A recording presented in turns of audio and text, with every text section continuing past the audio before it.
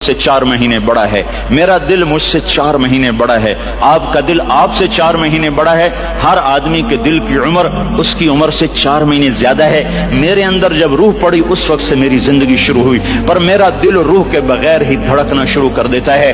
تو یہ پانی کا قطرہ دل کیسے بن جاتا ہے، یہ گوشت کیسے بن جاتا ہے، ہڈی کیسے بن جاتا ہے، پھر اس پر نوخن کیسے لگ جاتے ہیں، بال کیسے پیدا ہو جاتے ہیں، آنکھوں میں رنگ کیسے آ جاتا ہے، چھوٹی سی آنکھ میں 13 کروڑ بلب کیسے لگ جاتے ہیں، دوسری آنکھ میں 13 کروڑ آئی ریسپٹر یہ کیسے لگ جاتے ہیں، 26 کروڑ آئی ریسپٹر کے پیچھے 13 لاکھ کیبل ہیں جو بچھی ہوئی ہیں، 13 لاکھ کیبل جو 1.4 ملی میٹر سوراخ میں سے گزر رہی ہیں۔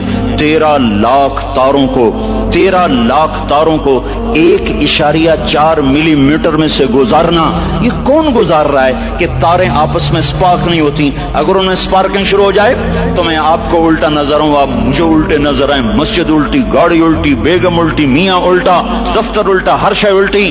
یہ کون ہے؟ سائنس پریشان ہے۔ یہ کون سی طاقت ہے جو 1.4 ملی میٹر میں سے 13 لاکھ کیبل کو لے کے جا رہا ہے اور ان کو آپس میں جڑنے نہیں دیتا، ملنے نہیں دیتا، سپارکنگ نہیں پیدا ہونے دیتا؟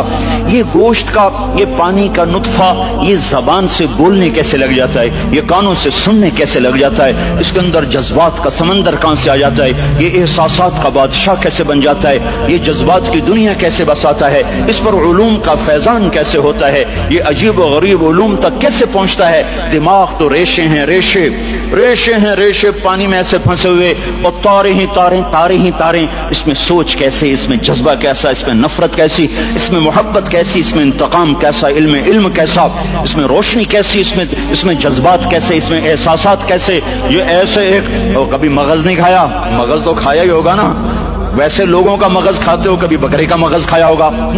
تو وہ کیا ہوتا ہے؟ بکرے کا مغز آگے پڑا ہوا ہے، مغز پڑا، تو دیکھو یہ کیا چیز ہے، کچھ بھی نہیں ہے۔ تو اس میں سوچ کہاں سے، جذبہ کہاں سے، احساس کہاں سے، لطافت کہاں سے، جمالیات حس کہاں سے؟ یہ سب کچھ کیسے ہو رہا ہے؟